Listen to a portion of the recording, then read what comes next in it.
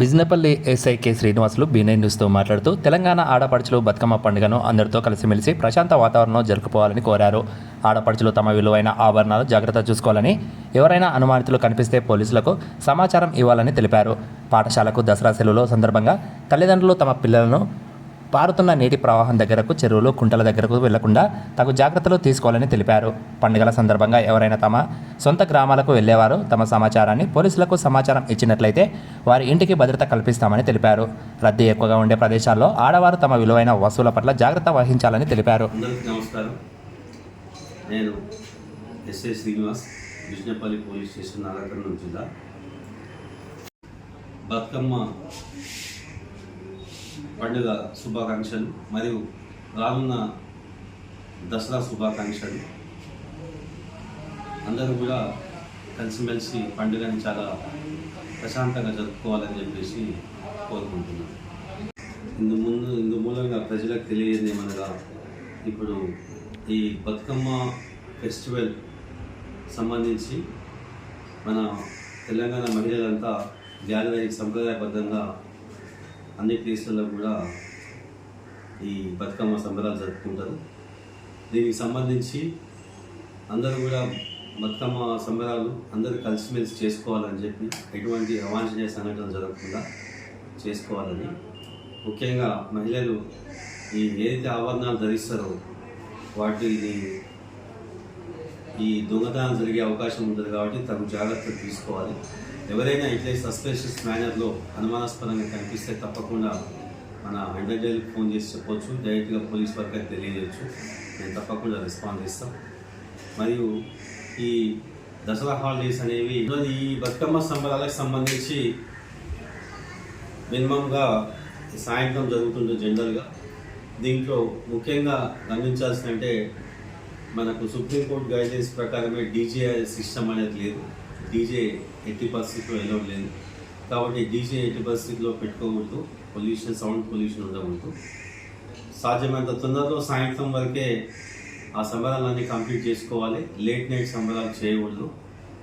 తప్పకుండా పోలీస్ వారికి సహకరించాలని చెప్పి కోరుకుంటూ, చాలా పీస్ఫుల్గా ఈ బతుకమ్మ సంబరాలు జరుపుకోవాలని, పోలీస్ వారికి సహకరించాలని చెప్పేసి కోరుకుంటూ, ప్రతి ఒక్కరు కూడా వాళ్ళ వ్యాపార స్థలాల్లో ఖచ్చితంగా సీసీ కెమెరాలు ఏర్పాటు చేసుకోవాలి. ఆ విధంగా ఏర్పాటు చేసుకున్నట్లయితే ఎటువంటి నేరాలు జరిగే అవకాశము ఉండదు. హాలిడేస్ అనేవి వచ్చినాయి. ఇప్పుడు సుమారుగా 10 నుంచి 12 రోజుల దాకా హాలిడేస్ ఉన్నాయి. చాలామంది అందరూ ఇళ్ళకి తాళం వేసేసేసి ఊళ్ళలోకి పోవడం జరుగుతుంది. కాబట్టి మీ ఏదైనా ప్రాపర్టీస్ సంబంధించి కానీ, నగలు కానీ, డబ్బు కానీ ఏదైనా ఉన్నట్లయితే తప్పకుండా లాకర్లో డిపాజిట్ చేసుకొని సేఫ్టీగా పెట్టుకోవాలి. అదే ఎక్కువ మొత్తం నగలు ఇంట్లో ఉంచకుండా మీ బ్యాంకులలో డిపాజిట్ చేసుకోవాలని చెప్పి కోరుకుంటూ, ఏదైనా ఇట్లే ఊరికిపోయే విషయం ఉంటే ఖచ్చితంగా పోలీస్ వారికి తెలియజేస్తే మేము తప్పకుండా వాటికి ఎవరైతే ఇన్ఫార్మ్ చేసారో వాళ్ళ ప్రాపర్టీస్కి సంబంధించి ప్రొటెక్షన్ ఇస్తాము. కాబట్టి ఈ ఊర్లోకి వెళ్ళేటప్పుడు కూడా మన బస్ స్టాండ్లలో, రైల్వే స్టేషన్లో చాలా రద్దీగా ఉంటుంది. అక్కడ కూడా ఈ చైన్ స్నాచింగ్ జరిగే అవకాశం ఉంటుంది, పిక్ పాకెటింగ్ జరిగే అవకాశం ఉంటుంది. కాబట్టి ఈ ప్రజలన్నింటిలో చాలా అబ్జర్వ్ చేస్తూ ఉండాలి, యాక్టివ్గా ఉండాలని చెప్పేసి కోరుకుంటూ, ఇదే విధంగా మన ఇంటికి సంబంధించి ప్రాపర్టీ దొంగతనాలకు సంబంధించి అందరూ తప్పకుండా సీసీ కెమెరాస్ ఇన్స్టాల్ చేసుకోవాలి. ఒక సీసీ కెమెరా అనేది 100 మంది పోలీసుతో సమానం కాబట్టి మన ప్రతి ఇంటికి సీసీ కెమెరా ఉంటే మనము ఈ దొంగతనాల నుంచి, ప్రాపర్టీ అఫెన్స్ నుంచి ఎంతో కాపాడుకోవచ్చు. మరియు మనకు ఎంతో ప్రొటెక్షన్ లభిస్తుంది. కాబట్టి తప్పకుండా ప్రతి ఒక్కరు కూడా మన ఇంట్లోకి సీసీ కెమెరాలు ఏర్పాటు చేసుకోవాలి. అదేవిధంగా రకరకాల ప్లేసుల నుంచి, హైదరాబాద్ నుంచి, ఇక్కడ వేరే వేరే ప్లేసుల నుంచి మన మండలానికి, మన విలేజ్లకు చాలామంది పిల్లలు వస్తారు. ఈ వచ్చిన తర్వాత వీళ్ళకి సంబంధించి మేము గతంలో గమనిస్తే కొన్ని నెంబర్ ప్లేట్ లేని బండ్లు, ప్లస్ లైసెన్స్లు, బండి పేపర్స్ లేని వెహికల్స్ మేము గమనించిన వాటిని సీజ్ కూడా చేసినాము. తప్పకుండా ఈ హాలిడేస్లో ఒక స్పెషల్ డ్రైవ్ లాగా మేమందరినీ ఈ బైకులు అవన్నీ చెక్ చేస్తాం. అదేవిధంగా ఖచ్చితంగా పోలీస్ వారు ఈ మాదక ద్రవ్యాలకు సంబంధించింది కూడా మేము దాన్ని ఫాలోఅప్ చేస్తున్నాము. తప్పకుండా మేము గమనిస్తూ ఉంటాము. ఎక్కడైనా కానీ ఇలాంటి గాంజా వేరే ఇంకా మాదక ద్రవ్యాలు సేవిస్తున్నట్టయితే తప్పకుండా వాళ్ళ మీద మేము చర్య తీసుకుంటాము. సార్, మీరు ప్రస్తుతం పాఠశాలకు అన్ని దగ్గర సెలవులు వచ్చాయి. మీరు ఇచ్చేటువంటి విద్యార్థుల తల్లిదండ్రులకు మీరు ఇచ్చే సూచనలు? ఇప్పుడు పాఠశాలకు అందరికీ కూడా సెలవులు వచ్చినాయి. మేము ముఖ్యంగా తల్లిదండ్రులకు మేము ఇచ్చే విషయం ఏంటంటే, మీ పిల్లల్ని ఎట్టి పరిస్థితుల్లో లేట్ నైట్స్ దాకా మీరు తిరగడం, వాళ్ళు ఈ చెడు సహవాసాలు తిరగడం జరుగుతుంది. ఎట్టి పరిస్థితుల్లో మీరు మీ పిల్లల్ని మీరు కాపాడుకోవాలి, అది మీ బాధ్యత. రెండవది, మీ పిల్లలను వాళ్ళు యూజ్ చేసే ఫోన్ కానీ వాళ్ళు ఇంట్లో చేస్తున్న పనులు కానీ ఖచ్చితంగా గమనించాలి. మీ ఫోన్ల నుంచే మీ ఫోన్లు మాట్లాడుతూ ఉంటారు. దానికి సంబంధించి మా దగ్గర ఇంతకుముందు పోక్సో కేసులు కూడా పేరెంట్స్ ఫోన్ యూజ్ చేసి ఇట్లా చాటింగ్ చేయడం జరిగింది. అవి ఇంతకుముందు మా పొజిషన్లో పోక్సో కేసులు కూడా అయినాయి. కాబట్టి పిల్లలకు, ఈ మైనర్ పిల్లలకు వెహికల్స్ ఇవ్వడం కానీ, మైనర్ పిల్లలకు ఈ ఫోన్స్ ఎడిక్ట్ కావడం కానీ జరుగుతుంటుంది.